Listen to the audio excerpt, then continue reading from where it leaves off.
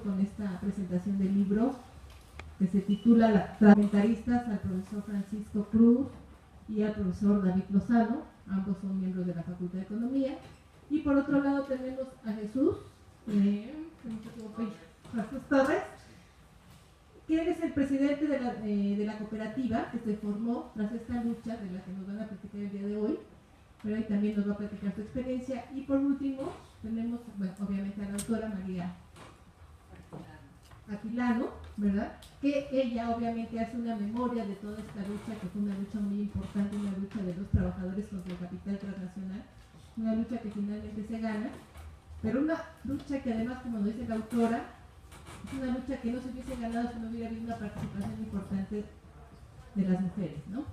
La presencia de las mujeres siempre ha estado en todas las luchas importantes y eso es interesante que nos van a plantear en este momento. Y bueno, vamos a dar paso a nuestros participantes. Los comentaristas van a tener un tiempo de 10 minutos y después les vamos a dar 15 minutos a tanto al presidente de la cooperativa como a la autora del libro, para luego dar paso a las preguntas por parte de ustedes. Les damos gracias a todos los participantes, ustedes por estar presentes, a los que nos han apoyado en la organización del evento, como el profesor Javier Lara, que está aquí presente, el coordinador de la academia, el profesor Manuel Coello. Pero damos inicio, por favor. Empezamos con el profesor David.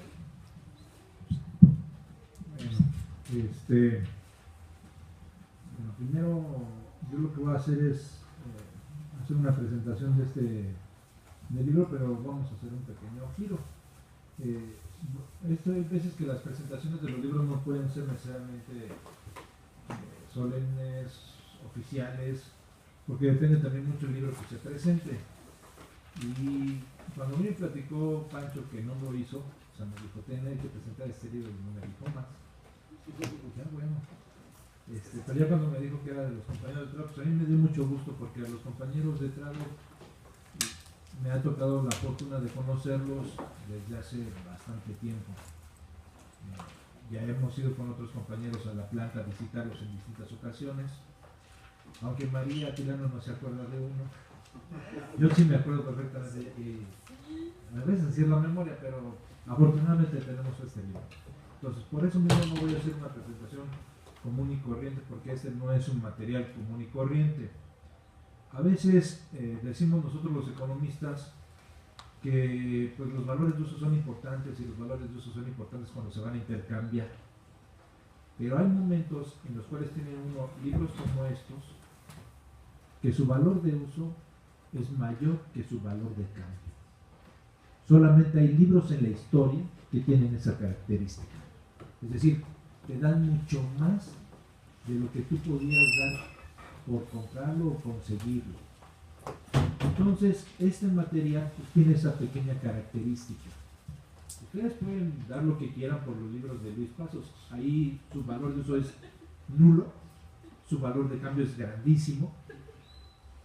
El otro gran ejemplo es los informes del gobierno mexicano. Valor de uso, ninguno. Valor de cambio, quién sabe si tenga. Pero en este caso, y con este material, nosotros lo que tenemos enfrente no es simple y sencillamente la historia y la memoria de un movimiento que sí, efectivamente es ejemplar, pero no es nada más ejemplar por hacerlo de alguna manera en términos históricos. Decía Alfonso Reyes que lo más bonito de presentar un libro es poderlo hacer sin necesidad de haber hecho un escrito antes. Y esta es la facilidad que tiene la presentación de este texto.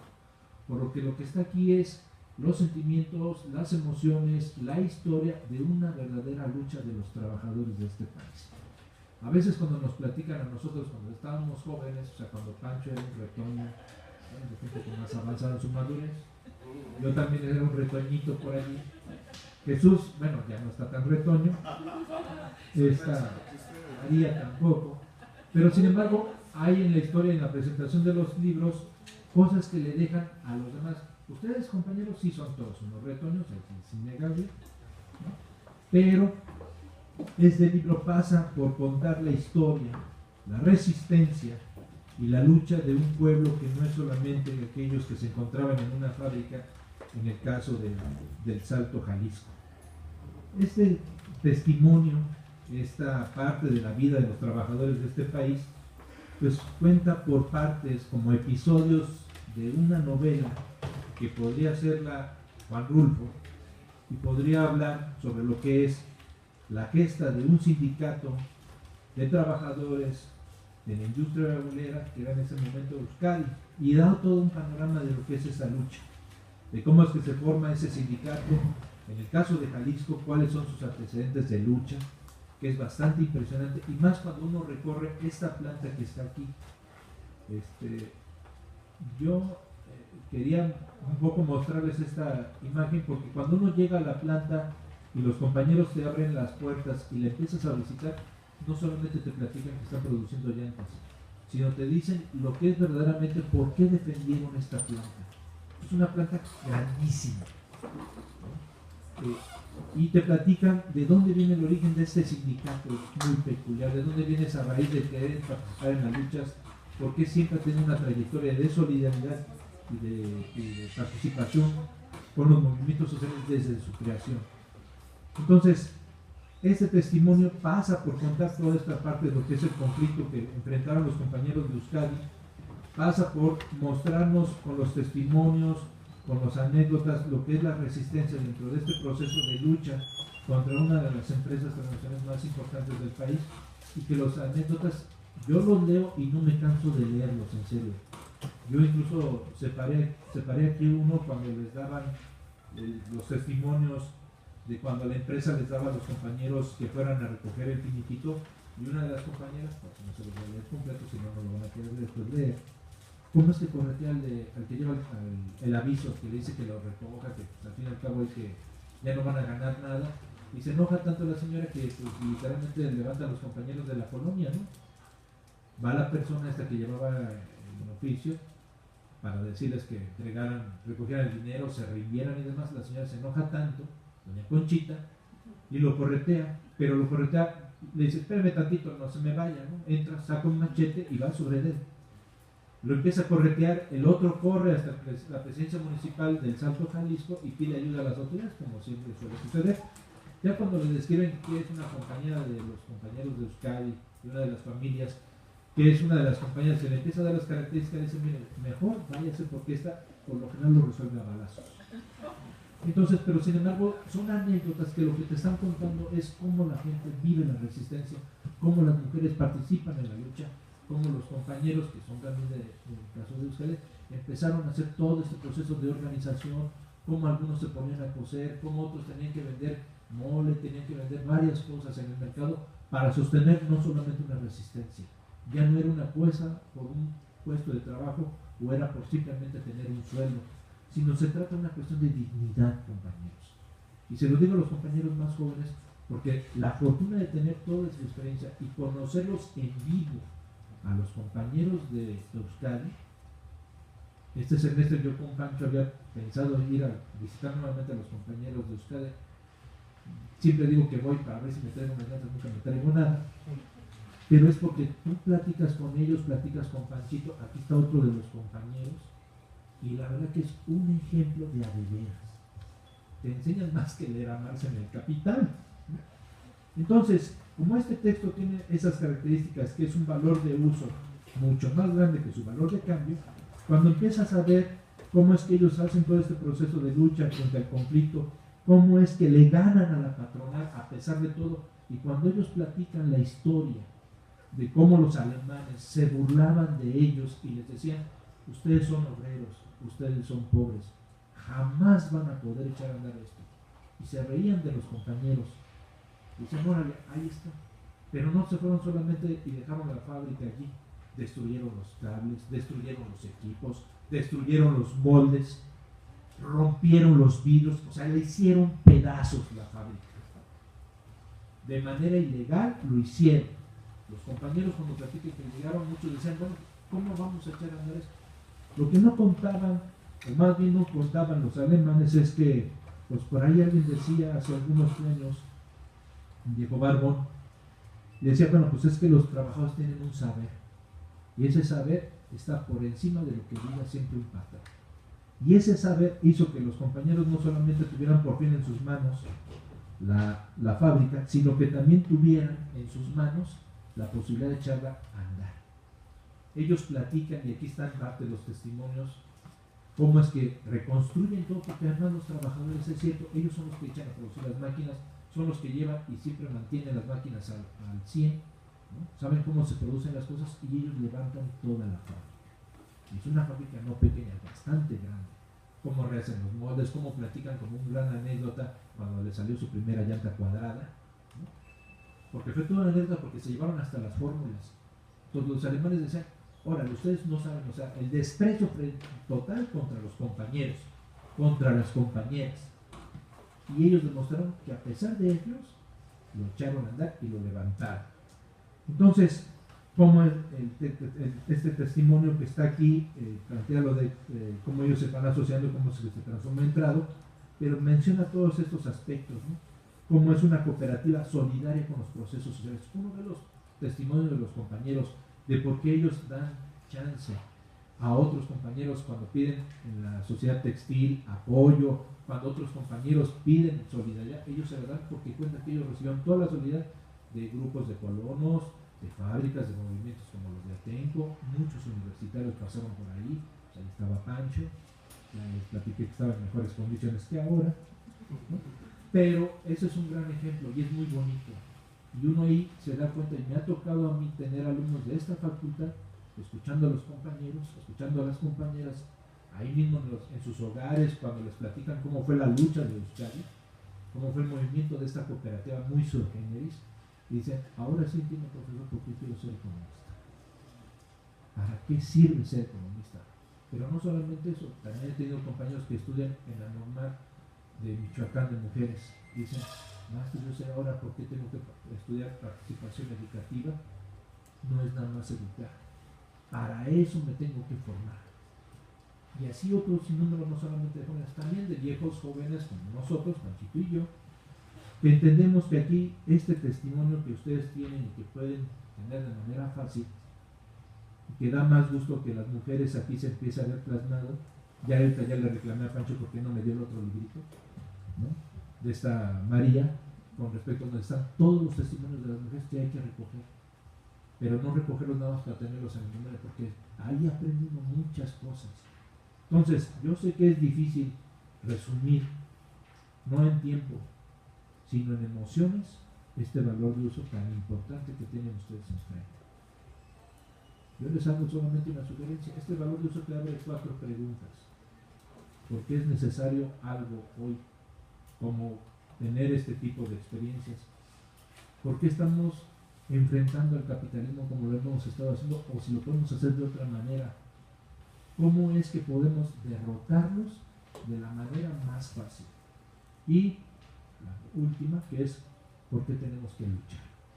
Entonces, yo con esto, yo sé que ya tal vez está a punto de aplicarme Einstein, pero yo les recomiendo por eso no solamente leerlo, estudienlo, porque esto la verdad sería como un complemento del Capital de Marx. Si hubiera estado vivo Marx cuando estaban los compañeros que no estaría en la Facultad de Economía dando economía política, segurito estaba con ellos, y segurito no estaría echando el aspecto de que si valor de uso y valor de cambio. Yo creo que estaría haciendo lo que los compañeros están haciendo, y a mí me da mucho gusto estar ahorita en esta mesa, estar en este espacio, estar con María, que no se acuerda de uno. Sí, se la voy a cobrar esta, porque ahorita la saludé y se me acordó de mí. Está bien. Entonces, por eso les digo que esta no es una presentación común.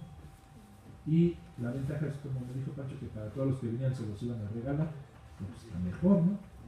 Entonces, ténganlo, es un buen material, pueden aprender muchas cosas y pues, ¿qué más les puedo decir? Gracias.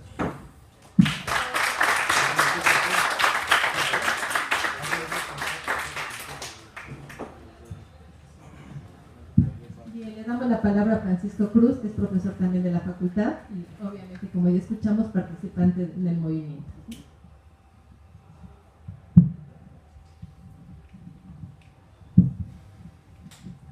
Muchas gracias.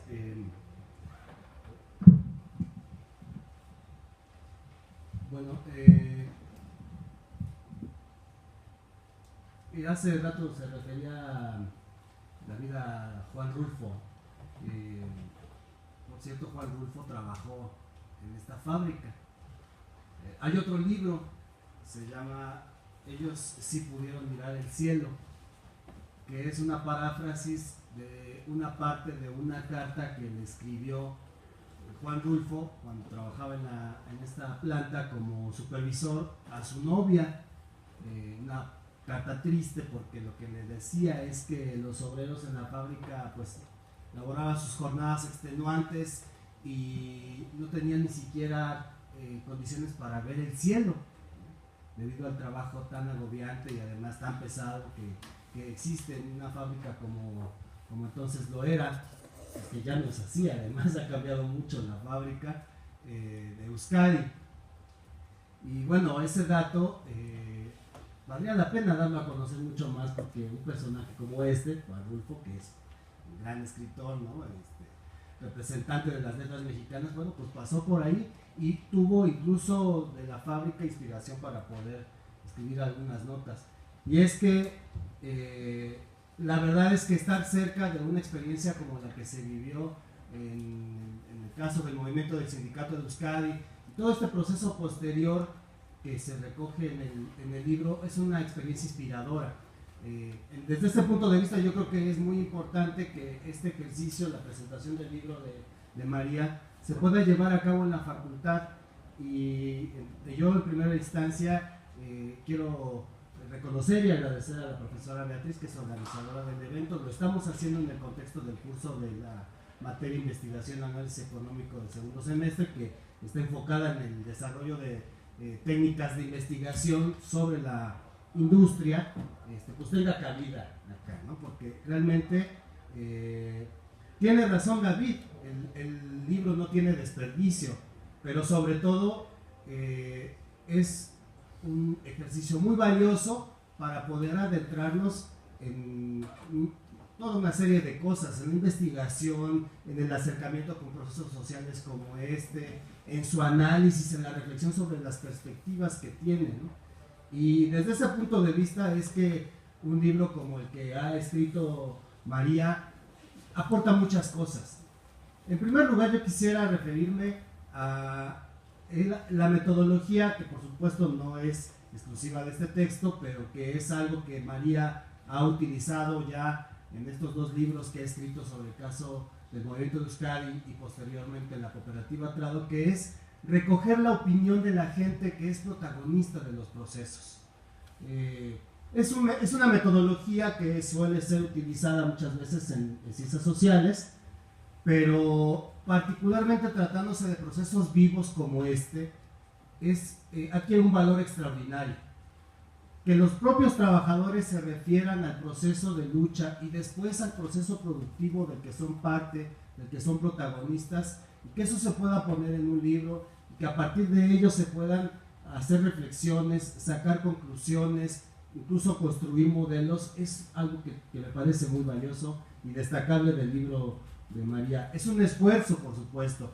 El libro está lleno de testimonios, como ustedes lo van a poder ver, o quienes lo conocimos ya lo podemos ver, y por supuesto que esto solamente se puede lograr con un trabajo exhaustivo, que además implica ir a los domicilios de las trabajadoras, de los trabajadores, ver cómo viven, sentir cómo se involucran en estos procesos, y después eso poder plasmarlo de manera sistematizada en el texto. Yo creo que es un aporte muy importante que tendríamos que tener en cuenta en el caso particularmente de quienes se están formando acá en la facultad, para hacer investigación. Es muy importante ir a la fuente original, y en este caso, tratándose de un proceso de lucha que se ha convertido en un proceso productivo y en un proceso económico como este, es muy importante. Voy un poco entrelazando mi opinión y lo que quiero comentar sobre el libro y la experiencia de participar con los compañeros directamente. Y es que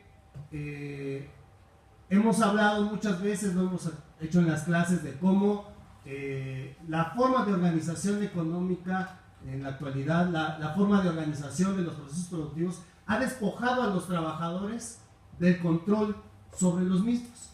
Es una característica prácticamente en toda la industria, no nada más en México, sino en el mundo. Cuando uno va a la planta de Trado, una primera característica que sobresale es que le puede preguntar a cualquier trabajador ubicado en cualquier parte del proceso productivo sobre cómo se hace una llanta, y en términos generales la gente sabe bastante bien, no solo conoce, sino además sabe explicar cómo se hace la llanta, cómo es que está ordenada toda la planta. Aquí David puso una imagen, se ve a la izquierda de ustedes, la planta que tiene 1 kilómetro de extensión y que está perfectamente ordenada en un principio, en donde se reciben los materiales, todos los materiales elementales para conformar el hule con el que se producen las llantas, y la parte final, que es donde están los almacenes, bueno, primero la parte de acabado y después los almacenes en donde se ubican las llantas ya producidas antes de embarcarse para su distribución.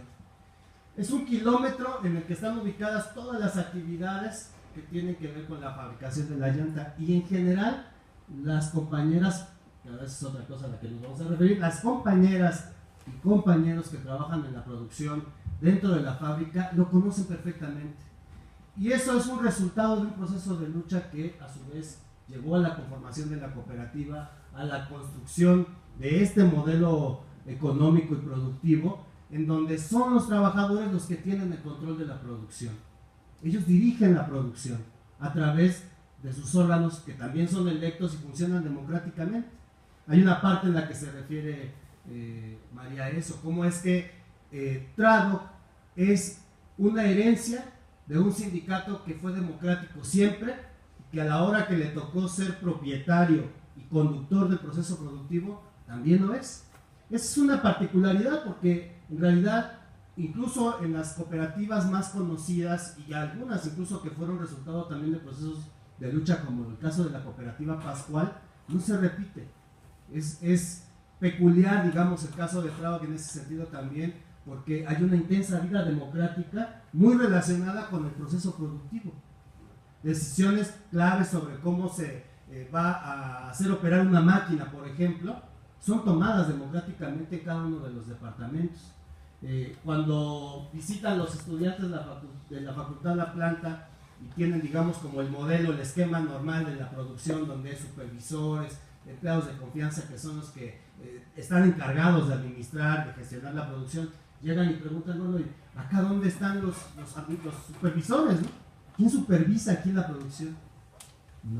No están, no hay supervisores. Hay coordinadores que son electos por departamento y que son los que están encargados de gestionar, digamos, la producción en cada uno de los departamentos, y que pues, de esa manera hacen que la planta funcione, pero son aquellos que también están encargados de ejercitar el control obrero de la producción, que es una característica del caso de Trado, que tiene que ver con esa historia que también está relatada acá en el libro por María.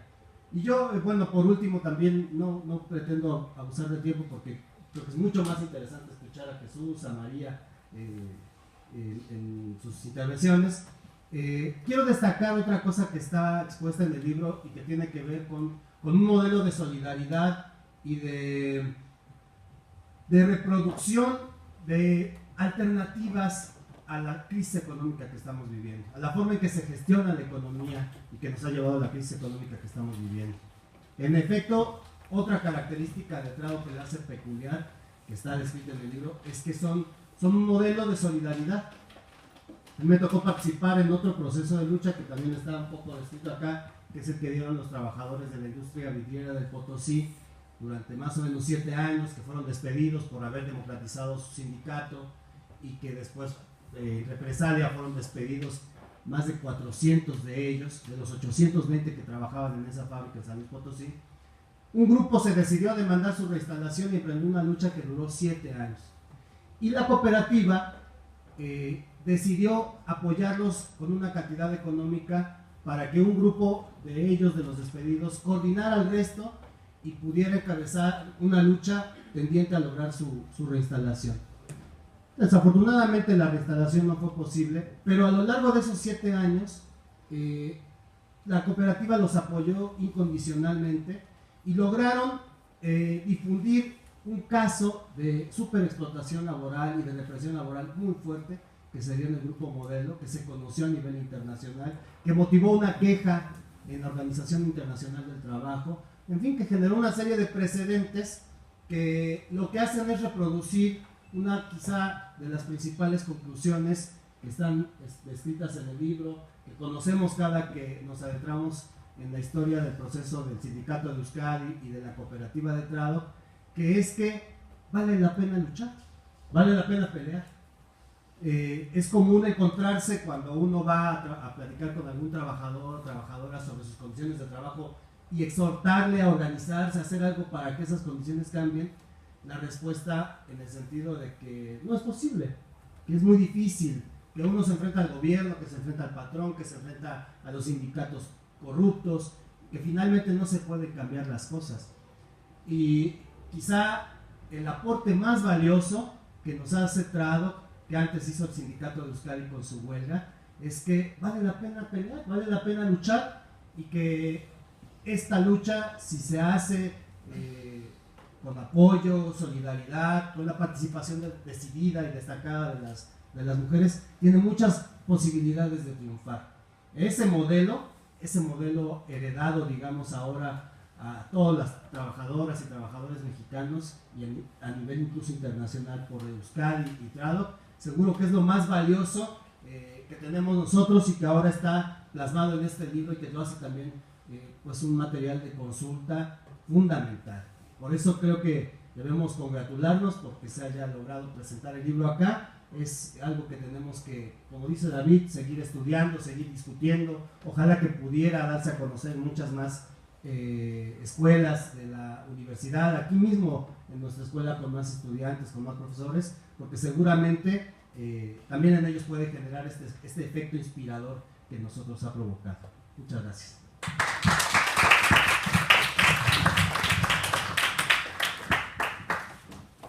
Bien, le damos la palabra ahora a Jesús Torres, que es el presidente del Consejo de Administración de la cooperativa. ¿Sí? Y bueno, un reconocimiento viene como representante de todos los trabajadores. Así es, muchas gracias, maestra. Lo primero que quisiera decir es que ofrezco una disculpa, llegamos un poco tarde, pero creo que lo más importante es que aquí estamos y estamos con ustedes. Y por supuesto que es conocer esta historia que ya se ha estado hablando por parte de David, que en efecto yo sí me acuerdo de ti, fuiste con grupos de compañeros a la planta y que además me parece a mí que ustedes conocieron la fábrica en un momento que era crucial, que era muy difícil. Estábamos realmente tratando de recomponer varias cosas. Hoy las situaciones son un poco distintas, pero creo que esa es la parte que el día de hoy queremos compartirles con mucho gusto. Esto que María, en su libro, que la autora, venía yo con mucha pena comentando en el carro que la presentación que hicimos, que fue además todo un éxito hace algo como un mes y algo, los compañeros venían en este caso conmigo como comentarista, pero realmente la autora quien le ha destinado todo el tiempo de investigación es María. Todas esas anécdotas que mencionas, David, como lo de Conchita, se lo platicaron a María, no en este tiempo, sino a lo largo de todos los años que nos ha venido acompañando, y que en efecto ella, como muchos compañeros que de manera muy solidaria se han sumado, han venido viendo el proceso de qué es lo que pasa con este grupo de obreros, ¿no? Que somos obreros industriales de toda la vida, muchos de nosotros. Yo personalmente lo he mencionado muchas veces. Yo entré a trabajar a la fábrica a los 17 años, ¿no? Incluso haciendo un poco de chanchullo ahí, metiendo un acta de nacimiento cachirula, ¿no? Como los cachirules esos que regresaron de la selección de México hace algunos años. Bueno, pues yo hice lo mismo, pero ¿para qué? Para entrar a trabajar a la fábrica, porque realmente en mi casa, en mi papá era obrero y la situación era realmente complicada y tenía que entrar a trabajar saliendo de la secundaria, y fue de esta manera, aprovechando también decir que a pesar de que soy presidente del Consejo de Administración, bueno, pues soy un obrero que no tuvo mayor oportunidad de estudiar como ustedes, que sí la tienen aquí en la universidad, y que me parece que es muy digno que ustedes conozcan casos como el nuestro y de qué manera nosotros hemos venido realmente transformando, brincando obstáculos, sorteando muchas cosas para que un proyecto como el nuestro, que no solamente es un proyecto económicamente viable en este momento, en una industria que está totalmente dominada por puras multinacionales, ¿no? Acá en México siempre lo mencionamos, todas las fábricas o todas las empresas que hacen neumáticos en México, no hay una sola que tenga capital, ni siquiera mexicano, mucho menos de sus trabajadores, como es el caso de la cooperativa, y por ello me parece que el título del libro de María tiene muchísima vigencia, porque nosotros, además de hacer muchísimas llantas de muy buena calidad, lo que estamos tratando de aportar en este mundo sin esperanza en muchos de los casos es esto, que seamos realmente una esperanza obrera de lo que el movimiento, los trabajadores podemos hacer de manera organizada. Y yo creo que acá en parte de los comentarios he explicado un poco qué fue lo que pasó, ya lo mencionaba David un poco. Nosotros veníamos de un proceso donde esta fábrica, que nace en 1935 aquí en el Valle de México, en una empresa con capital vasco-español, después se transforma y entra una parte de capital norteamericano, de B.F. Goodrich, por eso era B.F. Goodrich Euskadi en muchos años. Bueno, pues fue sufriendo transformaciones no propias solamente de la empresa, sino precisamente del modelo económico, que es el que seguramente ustedes estudian de manera mucho más atinada que yo, pero de los modelos económicos que hemos venido sufriendo a través del tiempo, y no solamente sufriendo, sino que además padeciendo las consecuencias de los modelos cada vez más depredadores, ¿no? como son los que estamos viviendo en este momento, y que por supuesto que hoy en día se encuentran seriamente a debate ahora con el tema de Donald Trump y el proteccionismo que desde Estados Unidos quiere hacer este tipo, y que por supuesto que en gran medida impacta no solamente a empresas como la nuestra, sino a toda la economía global. Pero en este caso yo quería solamente referirme al tema de lo que hemos vivido en la empresa.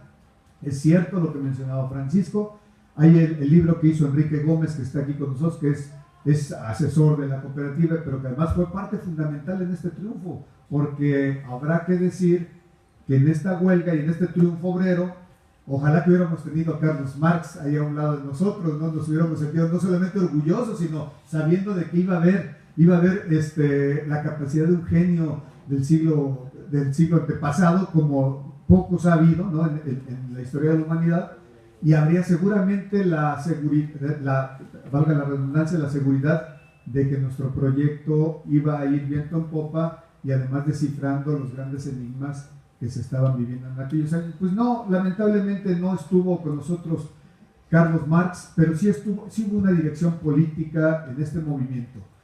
La clase obrera, de la cual yo me enorgullezco de pertenecer. Yo soy obrero, toda la vida he sido obrero, mi papá fue obrero, y seguro mi hijo está en la cooperativa en este momento, haciendo labores también propias para la cooperativa. Y entonces no veníamos preparados precisamente para tomar una empresa como la que tenemos. Nosotros, cuando se cerró la fábrica aquel 16 de diciembre del 2001, y ya mediante un proceso que veníamos viviendo del sindicato, donde llegó Continental Tire de Alemania, compra la fábrica a Slim, precisamente el hombre más rico del mundo, y entonces nosotros empezamos a ver lo que era enfrentar a una empresa multinacional, una empresa global, a la cuarta productora de llantas a nivel mundial, y entonces nos empezamos a dar cuenta que si enfrentar a Slim como patrón era muy difícil y complicado, es que no conocíamos a una empresa como Continental, que además, valga decirlo, no solamente su sede está en Hannover, que fue una de las cunas ahí en la Baja Sajonia de lo que fue el movimiento nacional socialista de Hitler, sino que además participó activamente en el régimen de Hitler, dotando llantas en aquellos años de manera muy orgullosa para el propio ejército alemán. Entonces nos damos cuenta que estábamos enfrentándonos a un patrón. Esto generó mucha suspicacia con nuestros amigos de Alemania cuando decíamos son fascistas. Bueno, creo que exagerábamos un poco, pero para allá van, ¿no? O sea, realmente si hubieran podido ponernos a trabajar como lo hicieron en la Segunda o en la Primera Guerra Mundial con trabajo esclavo, tal vez lo hubieran hecho. Acá Continental lo hizo, precisamente en sus plantas en Alemania, y la diferencia que nosotros vemos con relación a la Bayern o Volkswagen o todas las empresas alemanas que también tuvieron trabajo esclavo es que Continental nunca quiso reconocer su responsabilidad patronal o su responsabilidad social con los trabajadores que tuvo como semiesclavos o esclavos en estas plantas. Y entonces nos damos cuenta a qué tipo de patrón nos íbamos a enfrentar. Insisto, ya veníamos en un proceso donde Continental en 1998 compra la fábrica y el primer paso que hizo fue despedirnos a 18 trabajadores de la empresa, del sindicato, que consideraba líderes del sindicato. ¿Y qué creen? Pues que yo iba en la alineación, a mí me habían puesto casi como el portero, vas para afuera, ¿no? Junto con otros 18 compañeros, y entonces tuvimos que luchar por la reinstalación de nuestro trabajo. Pero ahí entra cuál fue el papel y el rol de nuestro sindicato y por qué también esta es una de las explicaciones del por qué esta huelga fue triunfante, este movimiento fue triunfante. Pues el sindicato, esa es una de las explicaciones, la forma de organización del único sindicato en aquellos años. Por suerte hoy hay más compañeros, los de General Tire, independientes de la CTM. Todos los demás sindicatos estaban metidos en la CTM y había muy poco que hacer para pedir solidaridad a otros sindicatos, lo cual hubiese sido realmente muy bueno. Pero cuando menos el ejemplo de nosotros fundió con los compañeros de General Tire y me parece que eso valió la pena. Pero en aquellos años no había más, y nuestro sindicato, que era independiente, tenía una cuestión que era fundamental. Pancho mencionaba el asunto de la solidaridad como un valor, un principio de nuestro sindicato que permitía precisamente no solamente apoyar hoy como cooperativa a otros movimientos, sino en aquellos años también permitía apoyarnos a nosotros mismos. Y nuestro sindicato tenía un acuerdo que era importantísimo. Si algún trabajador del sindicato era despedido injustificadamente, todos los demás compañeros se tenían que cooperar para poder pagar el salario de ese compañero el tiempo que durara el litigio por la reinstalación del propio compañero. Y eso fue lo que permitió que, entre otros compañeros, yo también pudiera regresar a la fábrica. ¿Y cuándo regresamos? Pues regresamos precisamente en mayo del 2001, 2 meses antes de las elecciones de nuestro sindicato para cambio de comité ejecutivo. Y entonces, como teníamos un gran activismo, había una célula interna en el sindicato y nos veían como realmente, éramos los rojos, por cierto, ¿no? Y nos veían como la oposición a los planteamientos de la empresa. La gente dijo, hay que votar por estos son los que garantizan mayor éxito en una lucha que se puede plantear como el choque de trenes entre la empresa y el sindicato. Y entonces, en junio nos nombran comité ejecutivo del sindicato y a mí como secretario general. Bueno, yo nunca me hubiese imaginado, yo creo que Enrique, que está aquí, tampoco, que era el que atendía el trabajo por parte de nuestra organización, que ese es otro tema que quiero mencionar un poquito más adelante, la organización política atrás de los trabajadores, que no Carlos Marx, lamentablemente, pero sí una organización política con una clara visión de los hechos desde el punto de vista socialista, trotskista, y es a la organización que yo pertenezco, que es el Movimiento al Socialismo, y que fue realmente quien codirigió esta huelga. Pero el 16 de diciembre del 2001, ya con 5 o 6 meses que teníamos como comité ejecutivo y tratando de amortiguar el choque entre la empresa y el sindicato, es que Continental decide cerrar la fábrica y echarnos a la calle a los cerca de 1000 y tantos trabajadores y empleados de esta empresa. Es decir, cerró esa fábrica, en efecto habrá quien dimensione el asunto, pero es una de las fábricas más grandes de todo el estado de Jalisco, y en aquellos años de manera orgullosa Euskadi decía, es el kilómetro de tecnología, es la planta más moderna de América Latina. Yo creo que hoy en día estoy seguro que sí está dentro de este ranking de las plantas más modernas del país y seguramente de América Latina, pero no solo eso, bueno, hoy en día con un proceso totalmente distinto. Me voy a regresar solamente al tema del cierre. Después del cierre había 2 alternativas. O íbamos por nuestra indemnización que fue depositada por la empresa en conjunto con el gobierno federal en aquellos años de Vicente Fox, que es el que decía, soy el primer presidente de los empresarios, por los empresarios y para los empresarios, ¿no? Y entonces nosotros decíamos, bueno, pues se suponía que el presidente tendría que velar por los derechos de los trabajadores. Pues no fue así. Estábamos enfrentados también a ese poder y entonces teníamos la disyuntiva de ir o por la indemnización o dar la pelea con una situación totalmente de incógnita. ¿Qué pasará? ¿Qué pasará en el futuro? Lo más probable es que íbamos encaminados hacia una derrota y sin embargo no fue así. Y no fue así por varias explicaciones que me parece que María lo dice muy bien en el libro, pero es parte de lo que la propia gente manifestó. Por ejemplo, ese ejemplo que mencionabas, David, de la compañera y la determinación de nuestras esposas en aquellos años, era la participación de las mujeres, porque no había mujeres en el proceso productivo, que es una cuestión que cambió radicalmente ya con la fábrica bajo la administración de la cooperativa, pero en aquellos años nuestras esposas jugaron un rol fundamental. De 970 trabajadores sindicalizados, estoy hablando sindicalizados, éramos como 1100 y algo entre empleados de confianza, pero a los empleados de confianza, ni siquiera trabajadores del sindicato decidimos no solamente no aceptar la indemnización, sino emplazar y estallar una huelga de hechos, porque el gobierno nunca reconoció esa huelga a pesar de que cumplía con todos los supuestos de la ley. Entonces nosotros teníamos esas dos disyuntivas y decidimos dar la pelea, dar la lucha como Continental. Jamás se lo hubiese imaginado. Y yo creo que fuimos muy consecuentes, porque no solamente le dimos una connotación local, nacional, de resistencia, que esa es otra de las explicaciones del triunfo de nuestra huelga, la gran resistencia de nuestros compañeros, pero yo decía, el rol de nuestras esposas, de las mujeres, de nuestros hijos, que fue de apoyo incondicional, porque nuestra lucha, nuestra huelga duró 1141 días, 3 años, 1 mes y 10 días, y entonces la gente se puede preguntar, ¿y de qué vivían en ese tiempo? Bueno, pues cada quien tendrá que explicar de qué vivíamos. Aquí en este caso mi esposa tuvo que ponerse a hacer vestidos, ¿no? Aquí está aquí conmigo, pero así hubo 900 historias diferentes. No en todos los casos fue de apoyo, debo decirlo, hubo casos realmente patéticos de los 370 compañeros que sí fueron por su indemnización. Hubo cuando menos un compañero que nos decía con lágrimas en los ojos, dice, yo no entiendo cómo es posible esto. Hoy ustedes ganan y yo estoy condenado a no poder volver a entrar a trabajar a esa fábrica, cuando mi esposa fue la que me obligó a ir por la indemnización. La esposa le dijo, o vas por tu indemnización o adiós, nos vemos. Fue por su indemnización, se la acabó y su mujer se fue.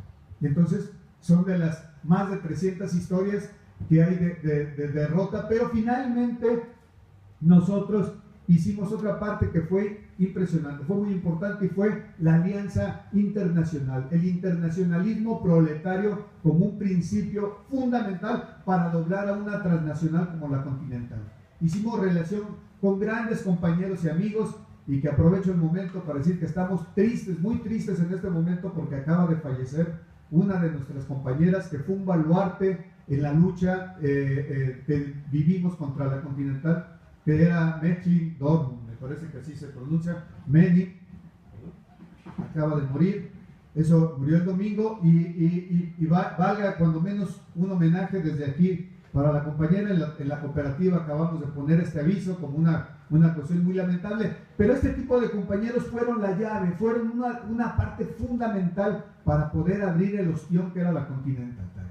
Y lo hicimos de manera muy exitosa, porque logramos armar una relación solidaria a nivel internacional, y esos contactos los pusimos en manos de más trabajadores, incluidos los compañeros de General Tyre de San Luis Potosí, y que éramos trabajadores del mismo patrón, y no solamente con ellos, sino con los norteamericanos de los Steelworkers, quienes también vivieron lamentablemente el embate de la propia Continental, y que no supieron entender que en aquellos años les pedíamos solidaridad para poder enfrentar en bloque a la empresa, y ellos lamentablemente hicieron oídos y ojos ciegos para no vernos de qué manera podían apoyar esta lucha, y al final del día ellos les cerraron sus fábricas. Lamentablemente no tuvieron manera de poder hacer esta relación de solidaridad. Yo terminaría diciendo que me siento muy orgulloso y además muy contento de que me hayan invitado a esta presentación con María Atilano. Le reconozco a la compañera como una de las compañeras más solidarias, más entregadas en esta lucha. Yo sigo pensando que todos los libros o los videos que se pueden hacer de luchas como las nuestras, pásenles, compañeras, van a ser pocos en contra de lo que realmente estamos viviendo, que es una ofensiva.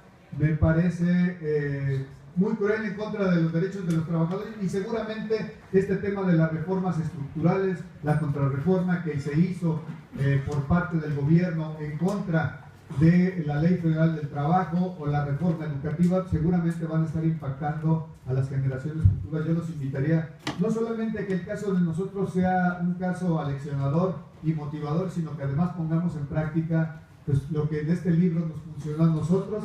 Estoy seguro que hoy, a 12 años de haber abierto esa fábrica, que en efecto, como bien lo dice David, apostaba a la Continental, apostaba a la gente de la Continental a que ni siquiera íbamos a podernos poner de acuerdo para echar a volar ese monstruo que es esa fábrica. Hoy quiero decirle, como lo dijimos en una de las películas de Miguel Enger, cuando entregaron la fábrica, el funcionario de la Continental nos fue a decir, venimos a entregar el muerto, porque sabían cómo habían dejado descuartizado la fábrica, las máquinas de altísima tecnología las habían partido, y tuvimos la capacidad no solamente para volverla a habilitar la fábrica, sino para echarla a volar y administrarla como lo que hoy en día es. Es un proyecto muy exitoso, es un proyecto solidario, es un proyecto democrático, es un proyecto clasista y es un proyecto para generaciones futuras de ver lo que la clase obrera puede hacer. La clase obrera puede administrar este tipo de empresas y hacerlas tan eficientes como estas. En aquellos años, y a mí nadie me lo va a platicar, esa planta más moderna de América Latina, lo más que llegó a hacer en esa fábrica fueron 13,000 llantas por día. Yo les comentaba a los compañeros que en enero de este año nosotros tuvimos un récord histórico de 22,860 llantas en un día. Esa planta el día de hoy ha producido cerca de 31 millones de llantas. Y hoy en día, más que producir llantas, insisto, nuestra fábrica y nuestra empresa aspira a ser realmente una esperanza para el futuro y una esperanza para el proletariado. Muchas gracias.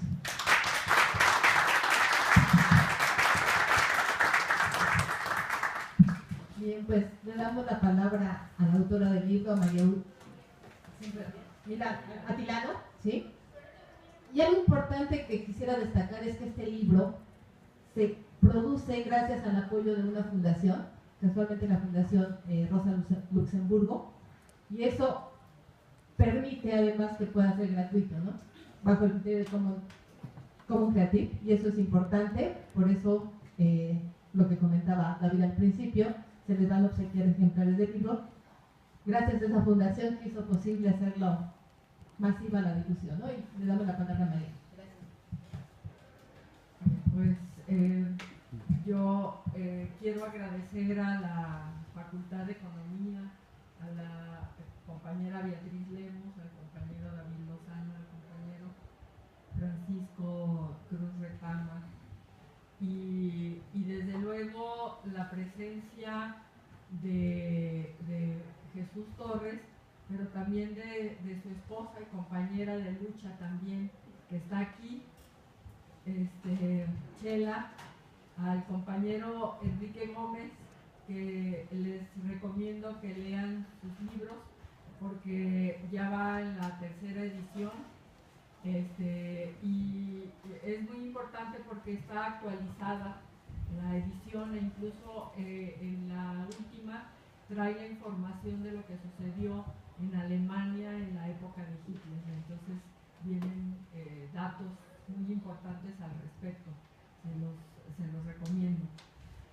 También quiero agradecer la presencia del maestro Gustavo de la Vega, que está aquí enfrente de mí. Es un maestro que me da mucho gusto que nos esté acompañando, porque él fue uno de los impulsores para que yo entrara a estudiar ciencia política en la Facultad de Ciencias Políticas y Sociales. Yo consulté con él, nos encontrábamos con él en otros eventos de otro tipo de actividades.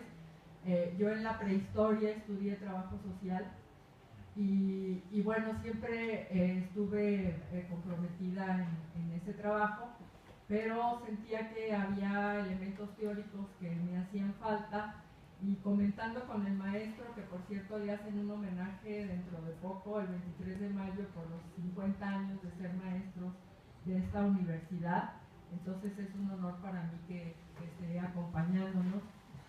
Y también decir que también para mí es un honor, porque aunque dicen que no, pero los compañeros de Trado, Enrique, Pancho, han sido maestros también para mí, Chela, todos quienes han participado en eso. El ser maestro no es nada más que uno haga estudios, investigaciones profundas, teóricas y demás, sino llevar a la práctica realmente la ciencia. Porque si no se lleva a la práctica la ciencia, entonces el sentido de las universidades, el sentido de los estudios y de eso, yo lo pongo en cuestión. Y yo en ese sentido siempre fui muy en la línea de que la ciencia tiene que ponerse al servicio del pueblo. Y que si la ciencia no está puesta al servicio del pueblo, hay que ponerla en cuestión. También quiero mencionar que, y voy a mencionar el libro anterior, porque en el libro anterior, que se llama Mujeres, sustento de la dignidad trabajadora en la huelga de Euskadi, ahí documento no solamente el pensamiento de las mujeres, sino el pensamiento de compañeros y compañeras que exponen sus experiencias de cómo vivieron la huelga, de cómo vivieron en esa huelga, cómo la sintieron, cómo la vivieron, los sufrimientos, las dificultades, los obstáculos y la valentía finalmente, y la gran dignidad que ellos tienen. Entonces, por ahí mencionó Pancho que sí, efectivamente, la primera versión, digamos, de esta parte, de esta lucha, que no se ha acabado y que es un proceso, realmente fui de casa en casa a las casas de los compañeros y las compañeras de Euskadi en eso. Y visité el municipio, algunos eran en el municipio de Guadalajara, otros en El Salto, otros en Tonalá, otros para la experiencia, en fin, eran varios lugares que tuve que visitar. Y a mí me parece eso muy importante, compañeras, compañeros que están estudiando, que uno tiene que ir a los lugares. Si uno hace un trabajo de investigación, uno tiene que ir a los lugares. No es posible que se metan en el aparatito ese que yo odio, les confieso, y que Jesús se burla de mi aparato, pero que no puede ser que estén con el celular y saquen las cosas del celular. ¿Cómo es posible? Luego se los enseño. ¿Cómo es posible que la gente no vaya a los lugares, no entre en contacto y no reciban los aportes? Porque uno recibe los aportes y a la vez uno entrega lo que conoce. Entonces, esta cuestión es muy importante. Y bueno, ¿por qué decido esta cuestión, digamos, metodológica? Que yo soy bastante transgresora con la metodología, perdón, de la maestra Beatriz Lemus. Soy bastante transgresora con la metodología y entonces me salto cosas y demás, pero bueno. Lo que considero muy importante en una cuestión metodológica es, bueno, primero tener claridad de a dónde quiero ir, qué es lo que quiero descubrir, cuáles son las cuestiones que quiero descubrir. Luego, al servicio de quién voy a poner eso, porque es falso esa cuestión de la neutralidad de la ciencia. Yo no estoy de acuerdo con la neutralidad de la ciencia, aunque hay unos que me abuchean, pero no le hace que me abucheen. No estoy de acuerdo. O sea, toda acción tiene una tendencia, tiene un servicio, digamos. Y en el caso de estos trabajos era al servicio de los trabajadores, trabajadoras de Euskadi, posteriormente de Trado, pero de otros también, porque lo que hagamos es para el servicio también de la clase obrera, de la clase trabajadora en general. No es solamente que yo estoy estudiando y tengo una oportunidad de estar en una universidad pública, que hay que seguir defendiendo. Hay que seguir defendiendo que seamos universidad pública. Bueno, entonces, en esta cuestión metodológica me parece que es muy importante, y yo es lo que trabajo, es darle voz a la gente que está en las luchas. Si uno tiene esa oportunidad de que la gente que está en las luchas exprese y su voz, entonces eso es lo que hay que decir. Quienes son los protagonistas, quienes son las protagonistas de esas luchas, que sean los que hablen, que sean los que dicen, que sean los que expresen. Algún maestro me decía hace poco allí en Ciencias Políticas, que es de donde yo estudié, me decía, tu trabajo tiene que ver con la observación participante. Pues yo digo, pues sí, pero no estoy segura que sea solamente la observación participante. ¿Por qué?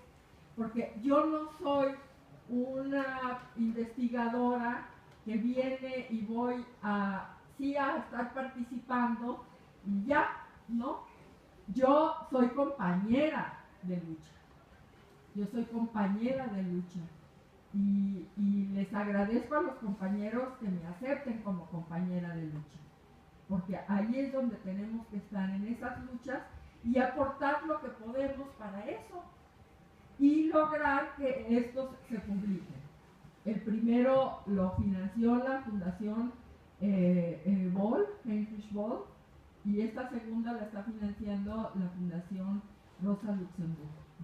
Y la financian también ambas alemanas, y ambas porque tienen sectores de ellos que tienen una visión política que coincide con estos planteamientos que se hacen y que permite entonces que uno pueda publicar, porque no es nada de fácil publicar, porque no es nada de fácil que nos publiquen los trabajos que podemos hacer.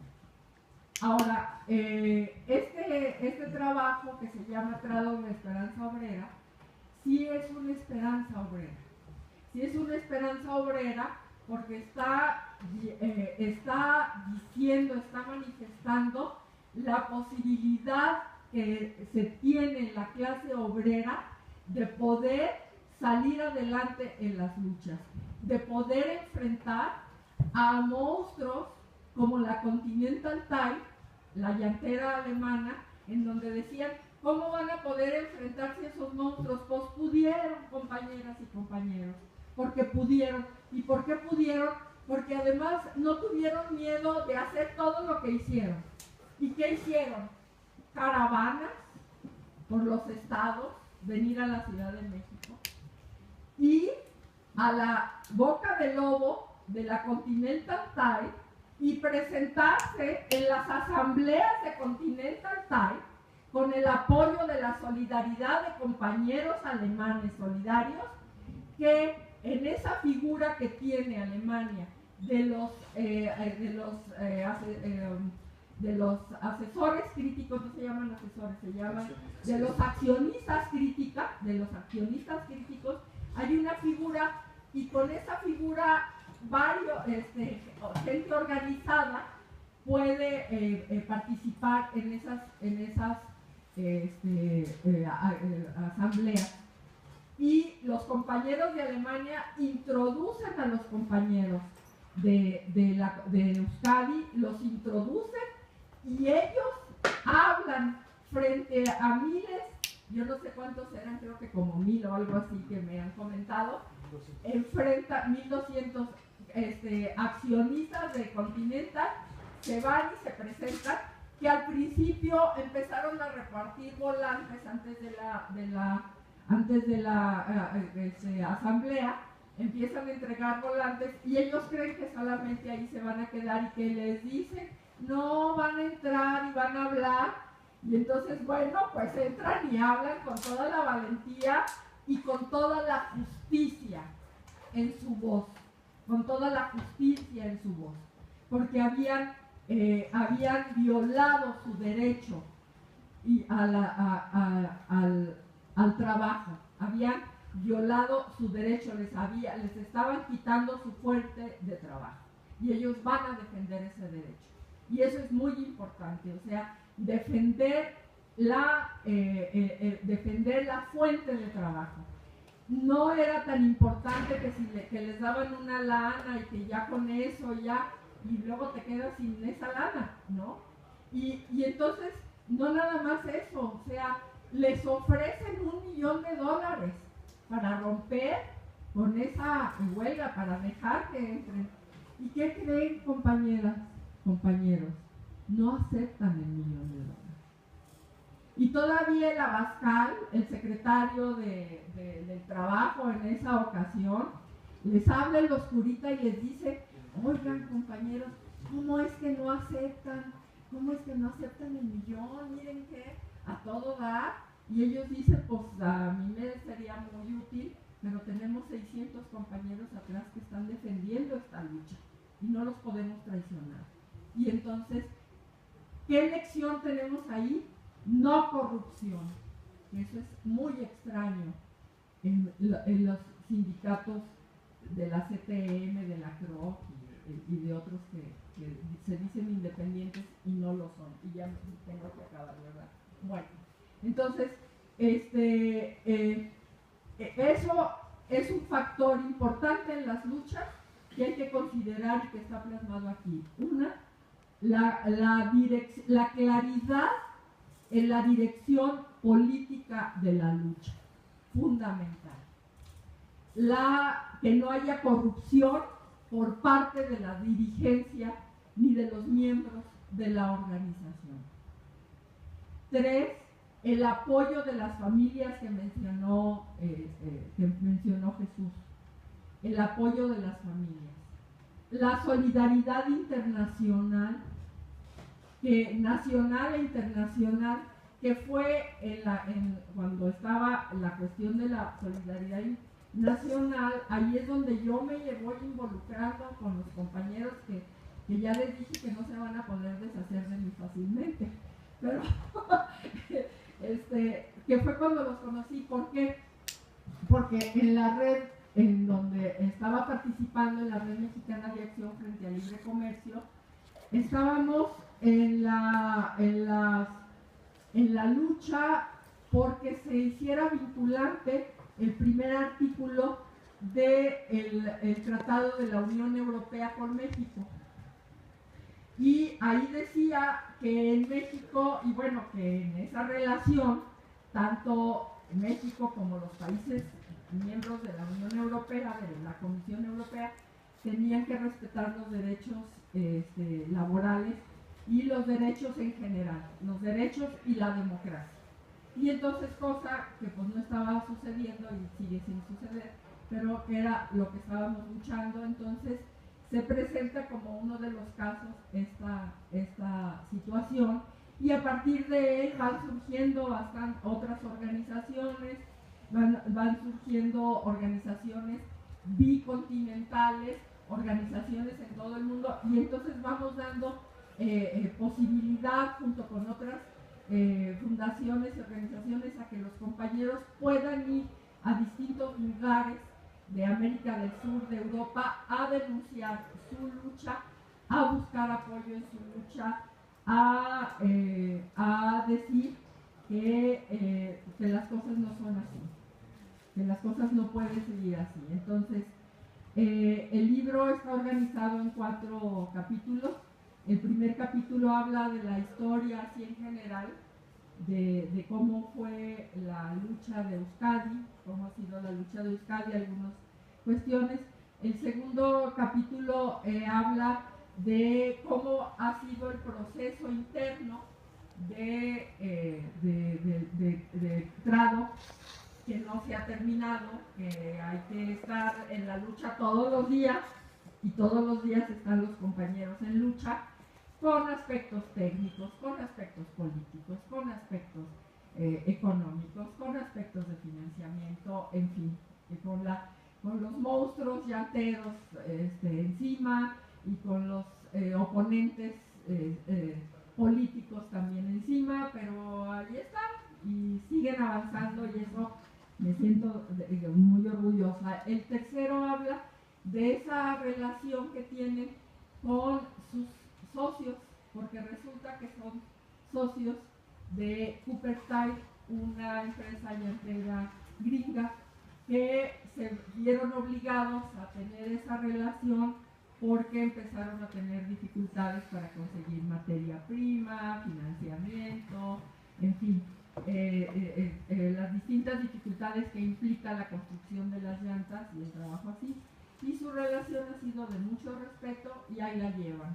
Han podido salvar circunstancias que se han presentado hasta cuando los de CooperTide echaron cerraron una o se pusieron en contra, la cerraron, ¿verdad? Cerraron unos días una de las plantas y ¿qué creen? Los compañeros de Trado se mandaron una carta de solidaridad para los compañeros que habían sido afectados por sus socios, mismos que se pusieron como gatos, dicen como gatos mojados ante esa situación, pero bueno, esa y otras situaciones han podido salvar. Y la cuarta es cómo las organizaciones nacionales e internacionales han logrado recibir apoyos de Trado y a la vez Trado ha venido dando apoyos a esas luchas, pero además cómo se han convertido en un modelo a seguir que ya algunas de los compañeros y compañeras de sindicatos como el sindicato de Sanda, que siguió el modelo, fue a dar a Suiza, es una empresa suiza, Bata se llama, que tenía su planta en Calculata, Tlaxcala, y que tenía ya 5 años en la huelga, en fin, y con ese modelo que sigue van también a la boca del lobo a Suiza y logran conseguir las reivindicaciones que ellos estaban necesitando. En fin, es algo que no ha terminado, la lucha no ha terminado, y menos en estos momentos, compañeros y compañeras, que tenemos que estar tan alertas, tan pendientes y tan dispuestos y dispuestas en las distintas trincheras a seguir luchando como estas luchas ejemplares. Y bueno, me duele Meli, una compañera muy importante y una compañera muy importante en el libro, porque yo entrevisté también a los compañeros alemanes y Meni me ayudó a traducir lo que contestaron los compañeros alemanes y las compañeras alemanas. Entonces mi corazón con Meni, mi corazón con los compañeros que también murieron durante la huelga, y que de hecho uno de los compañeros, Jesús García, le decían que estaba ya en fase terminal y le decían recoge tu indemnización, y el compañero no recogió su indemnización y él murió en la lucha. Muchas gracias.